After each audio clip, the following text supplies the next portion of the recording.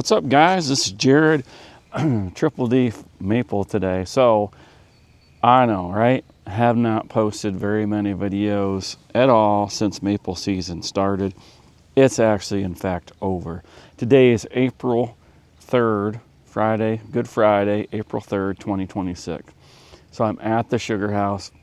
It's just so hard for me to do a video when I'm doing maple syrup during the season. Number one, it's like go, go, go. I mean, I get up at 5 o'clock in the morning, I check the sap, I fill the wood stove, I get the kids up, get ready, go to school, teach school, come home, check the sap, and then make a plan for the night, run the RO, boil syrup, wash the RO, rinse the RO, go to bed, get up, do it all over again the next day. So that's basically what happens. And doing videos, I mean, it takes a little bit of planning. And I had the cameras with me, and I just did not do it for, lack of a better reason, just because it's so go, go, go, hectic time. And some of the things are, kind of loud. So I do it all the syrup stuff in the sugar house by myself. I have a kid, Ben, goes out, helps me find leaks and checks the vacuum. He washes tanks and finds leaks and tells me how much sap there is if I need to know how much sap there is. Other than that, I do all the running the RO, running the evaporator, washing the RO, rinsing the RO, all that stuff I do. So there's like stools in here in the sugar house, and I very rarely ever sit down and just watch syrup come out, because there's always something to do. You gotta run the filter press, you gotta wash the filter press, you gotta tear the filter press down, maintain the RO, check tanks. Very rarely do I ever sit down. But let me show you just like some of the things that we did, some of the things that we're gonna do, and we'll show you the inside of the sugar house first. It's pretty clean. We did have Maple Weekend 2026. We were open. We were not officially on the Maple Tour for Potter Talga, but we were open. We did our own advertising, and it was not bad. I would say it was about the same amount of people that we had the first year that we were on the tour. So it was pretty good. So you can see the sugar house is pretty well put back together and clean. We had the barrels over there, and got my signs up. So put the wall back together, got that all done. So there you go. Do it for Rachel, a friend of mine, friend of the family, Colt Cooney. He made that for me. I asked him if he would. He made it for me, and then he ended up that he didn't charge me for it, which is very cool. And I'm actually going to take it and get it powder coated. And this blackboard here, that is Rachel's handwriting. So I have to figure out a way to preserve that. I might get a piece of plexiglass to put over top of it or something. So that's like Rachel's wall. Pretty cool. Got plans, to finish all the walls in here like that one, and then, end up doing some decorating in here. But you can see we got syrup. This is kind of interesting. This is the first time ever, if you look at these labels, first time ever, very dark. First time ever I've ever made very dark. It's not a very common thing. And this, I don't know anybody in this area that makes it on a regular basis. And then we have the syrup on the shelves. And how I made very dark was I had some syrup that I had trouble filtering during Maple Weekend. People come in and they talk to you, and you lose track of how much DE you're putting in the filter press and things like that. And so I have a canner, and I heat it up in there. And I had some I probably heated up like 3 times, and that's probably why it got dark. It still tastes great, but it is, see if I have the sample, it is very dark, and it's hard to see there. There you go. If you can see it all on the camera, but so it's dark. The Hannah light checker actually said, well, one time it said 16, and a couple times it said like 0, which I don't think is right. I think the 16 was accurate. But we got the evaporator, still has syrup in it. I actually am going to let it turn a little bit, probably, before I start to clean it.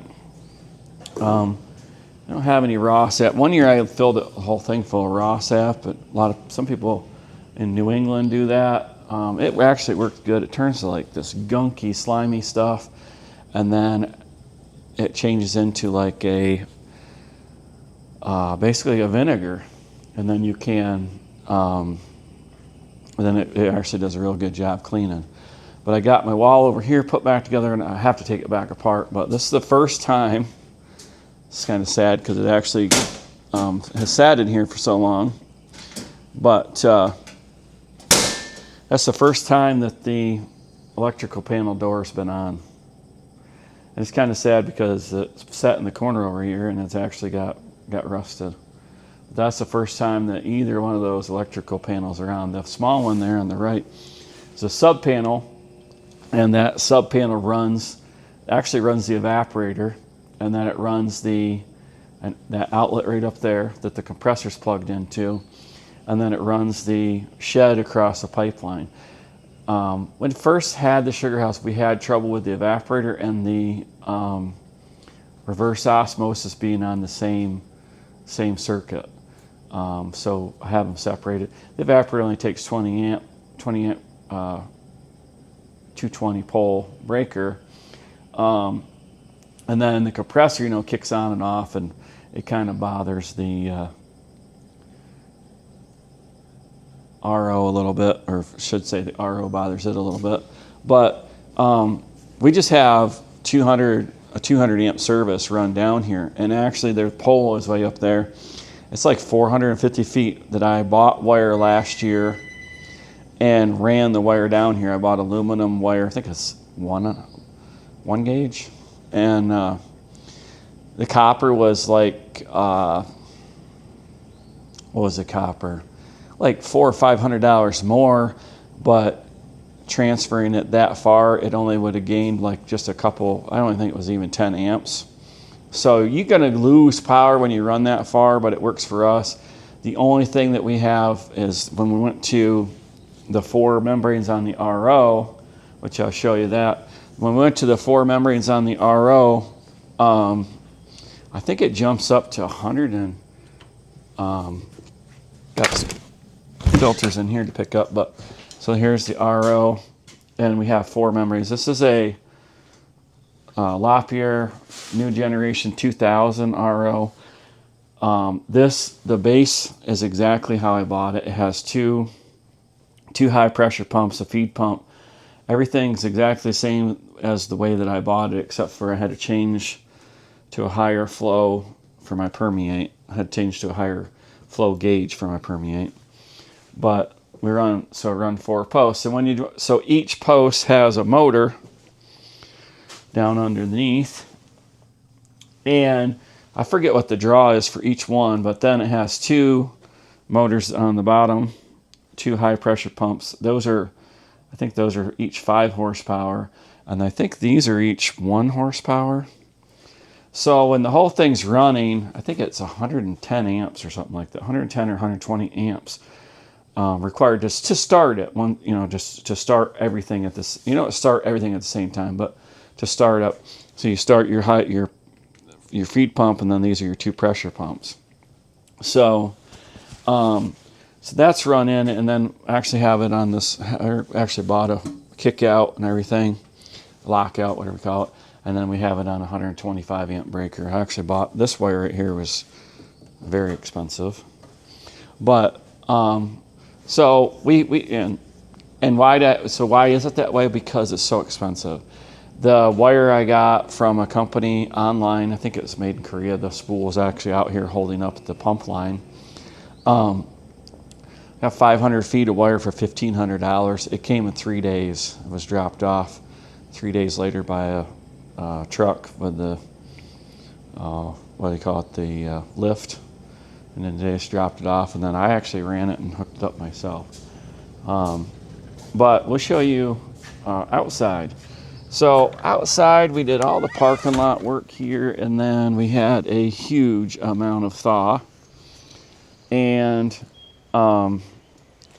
So where you see this gravel over here, it just turned to mush. It was probably over a foot deep of just mush. And I had no idea what to do. So I actually scooped it all out with a skid steer and moved it all. And then you can see we hauled in field stone. And we covered this whole area with field stone. And then we covered it with gravel just to kind of fill in some gaps. And then since then we've had a couple heavy. So this right here, what I'm walking on, is we've had a couple heavy rains. That's what's washed down from up above somewhere. Someone, and I put cones up. I actually buried a pipe right here in this stone. Buried a pipe, drilled some holes in it, wrapped it with landscape fabric, and was taking the water that way. And it finally, you can see where some of this lighter, more sediment looking stuff came down, and that must have finally started to clog the pipe. But I didn't think it would work because it was, I didn't think it would work forever because it's modified stone, so it does have a lot of fine stuff in it that clogs up the fabric and whatnot. But it worked for Maple Weekend, you know. And then so now I'm just working on. So you can see where I started working on the road yesterday.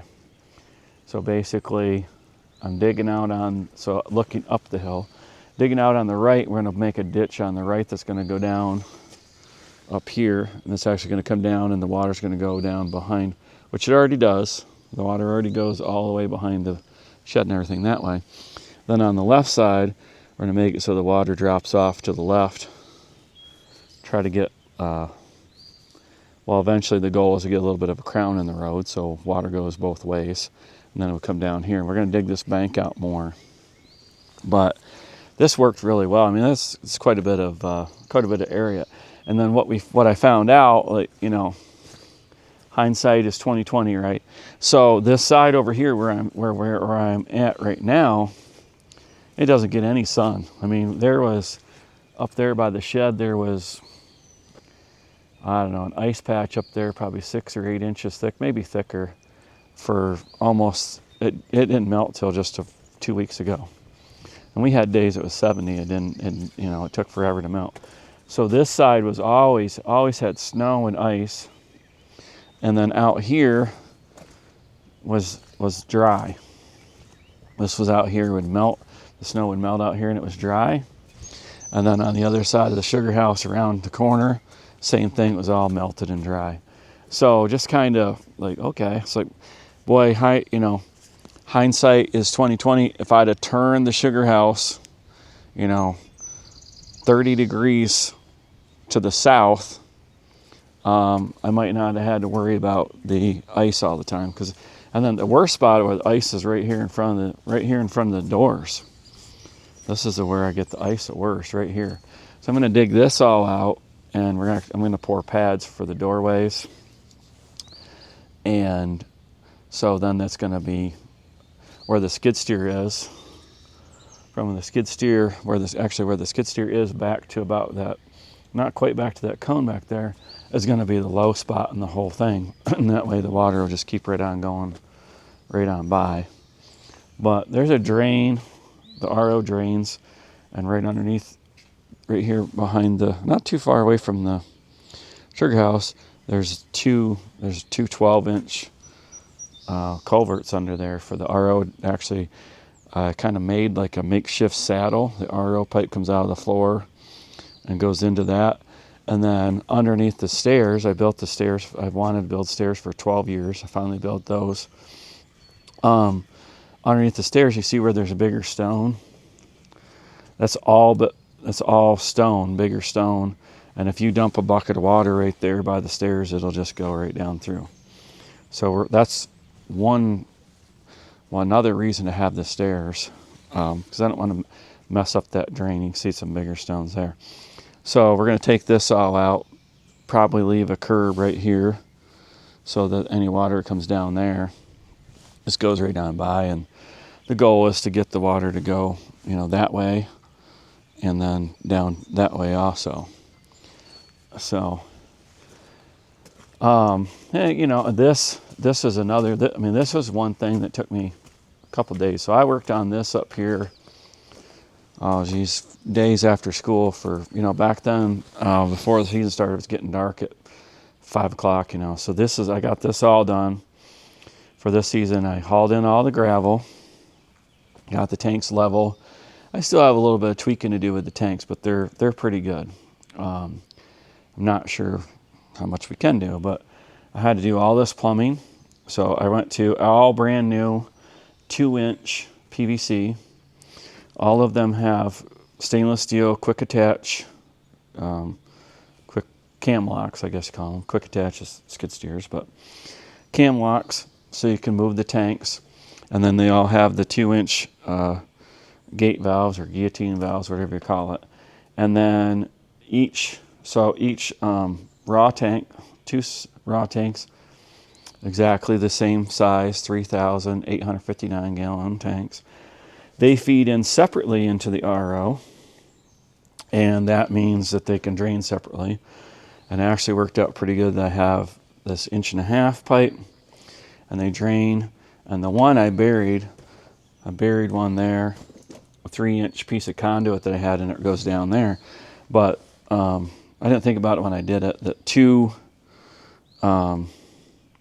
2-inch-and-a-half pipes wouldn't fit into it.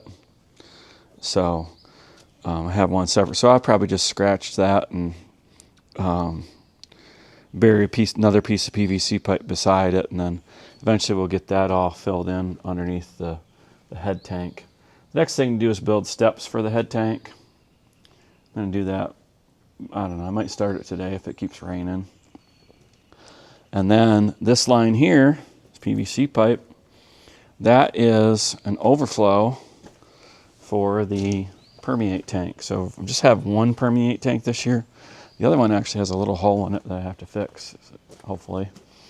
Or I don't know, I might buy another one of those tanks and use that for permeate. But the problem I have is I put the drain on and it drains. I put the drain on, I drilled a hole and put the drain up there, and it drains down around and goes underneath the tank. It works, but it also leaks out this fitting right here. This used to be where this is how I washed them. I'll take this out, tip them upside down, and then I made this to be, if you get this part, take this out and get this hole down, then you can wash them really good in the water. You tip them up a little bit and the water all comes out there. It actually works pretty good to do it that way. And then I also have a splice in my line feeding it, because we moved it over the years. And that is one of those Apollo. And the problem with those Apollo fittings is they're smaller. And so it actually leaks right there because they don't have it. It's hard to get clamped tight enough. So I'm probably going to replace that with a piece of stainless steel, which I have, but it doesn't leak tons. I just never took the time to do it. But this is a nice little parking spot for the side-by-side and whatnot. We still have to put the roof on the extension. And then right here, we got a low spot. This is where it was all ice. So we're going to dig that out too and make it so it slopes back away from here, I guess, and then slopes back away there. Well, I'm probably going to try to make it so it slopes right over there, so then it goes down around if it does. And then some of it might go around the building. I'm not sure if we're going to do that or not. So, and the other thing is you come in here and during SERP season, it's still a little bit messy in here, but it's loud, you know. This pump in here is louder than you think. So the sap is still running. It's just nasty. We have the drain valve open, and we're letting it run on the ground. Got to take the releaser apart still and clean it and everything, which it's not a real big deal. So then this is my pump. It is a Bush Mink pump. I think it's 52 CFMs. Loftier listed as being capable of 28.2 inches of vacuum. We ran 25 pretty much every day. We ran 26 a few days here and there, and we had a few days where we we had leaks and we were running 23, 24, but got it back up to 25. We ran 25 and a half quite a bit. I'd like to see, I'd like to see 27 would be good. I think if the pump's capable of 28.2, I don't know if you can actually run 28.2 on our system without, I think we probably have a lot of things to go out there and fix. Some of the tubing's probably getting to be like 15 years old, but it definitely is a good pump. And then we have the key to it all is this is the data server. This is the pump station. I can see up there it says stop, and it tells you that the VFD is at 0%, the valve's open 100%, vacuum's at 0. Inside temperature is 47.9, outside temperature is 49.6. Vacuum is set to turn on at 32 degrees and turn off at 26.1. And the pressure is 0. And there's a lot of settings in here that you can do with the pump and everything. It's pretty cool. And then this data server right here can run 14 different things. So you see the wires coming out.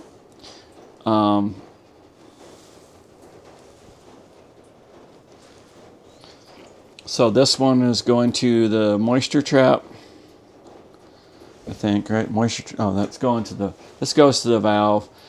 This one goes to the moisture trap. This one goes to the VFD to run the pump. This one is the temperature, outside temperature gauge. This one's actually the inside temperature gauge. I just have it hanging there. This is the vacuum gauge line, actually goes up and over to the releaser, but it can also run water pumps, valves, just a bunch of different stuff. I think if you open it up, I wish LaPierre would do more videos about DataSer. But you can see in here, so there's a couple in there that are not being used. I can't read them, but and then it can also run tank level sensors, pumps. So I want to actually get it to run my pump in my tank. So I'm seriously considering switching my releaser to electric. So this is my releaser. I've had this for, I don't know, a while, probably 9 years. I don't know if I don't think I haven't had, well, I don't know. I don't think I've had it 10.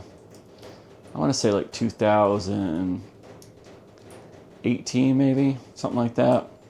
They don't make this model anymore, and I don't know why, but this is a LaPierre. They actually call this continuous vacuum. It's a mechanical. I think they call it continuous vacuum.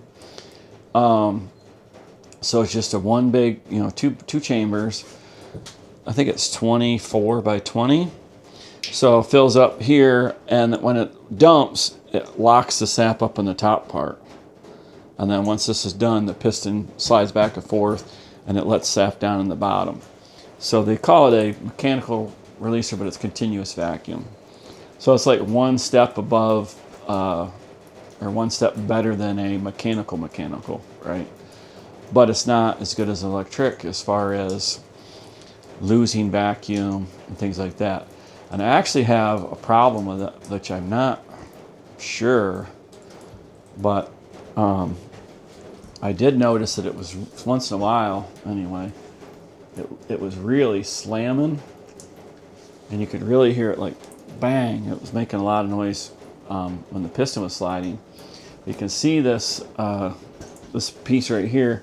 That's how it's put together. They hold it together. Well, this one's missing, and I'm not sure, but I'm pretty sure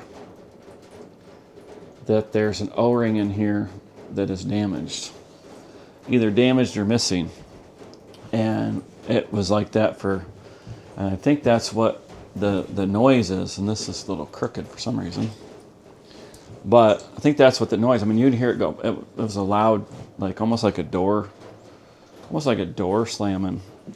Loud noise, and I think the O-ring in there is damaged. But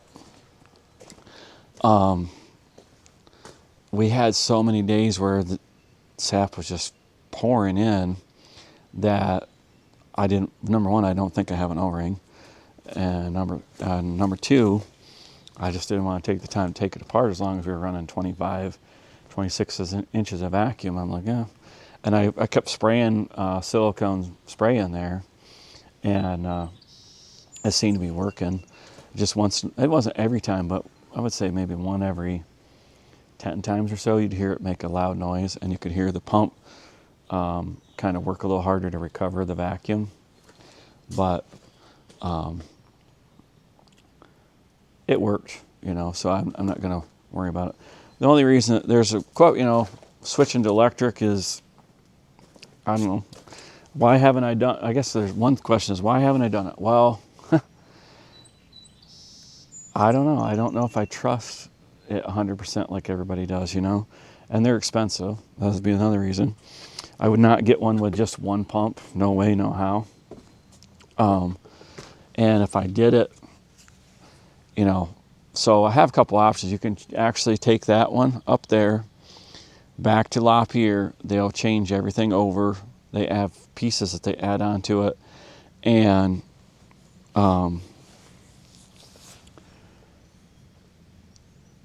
you can save some money. I'm not sure how much. Is it worth saving? I don't know. I'm getting ready to talk to my dealer about that and be like, hey, give me prices for converting mine. Give me prices for buying another one outright. Because if I bought another one outright and got this one fixed, then I'd have this one as a backup, right? Or I could switch that one over to my other shed, and I could bring that one over, and that one could be my backup. The one over there in the other shed is a double mechanical, which it works fine, but you never know. You could have it mess up, and you'd be out sap or whatever. But I don't know. That's just the way it is. So how did we do for the season? Well, we made 750 gallons of syrup, and I'm not sure about the sap numbers. I have not added them up yet, but we'll do that, and we'll let you know next time. But we made syrup. I think it was 6 days in a row without a freeze, and we still were pulling in 3/4 of a gallon of sap per tap.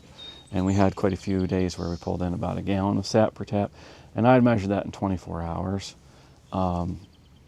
So pretty good. And then we have a bunch of sap that we took in while the RO was running that we didn't even record that we got it. That's the way I run. If I can run the RO and pour sap in, then once the RO shuts off, then I will start putting sap into a different tank. That's how I run it. I'll even go up to the shed and pump the sap out of the shed into the tank to try to get all I can through the RO before I shut it off. But and that works pretty well, and that's why you have an auto draw and things like that. As long as I get the temperature set and I'm drawing off good syrup, I can walk away for a few minutes and nothing's going to happen major. It's going to keep drawing by itself, and I just have to come back and filter, or I'll even leave and the filter press is going too. It doesn't. If I'm not close to the top of the barrel, I can do that. But so anyway, that's a good update for this season. Kind of like not necessarily the final numbers, but some of them, 750 gallons of syrup. I'd say maybe a little bit of light syrup. I'm not sure. I have to check it still. And then the rest is probably 50-50, 50-50 amber rich and darker both. So pretty good. So we're going to work on the driveway today, I think. We'll probably pop the cameras in the skid steer as long as it's not going to rain more, and we kind of mess around. See if we can do that. We're going to widen out the driveway, see if we can get rid of some water. So thanks for watching. Please like and subscribe to the video, and stay tuned for more from Triple D Farms, Triple D Maple, and Triple D Cabins. I'm Jared. Have a great day.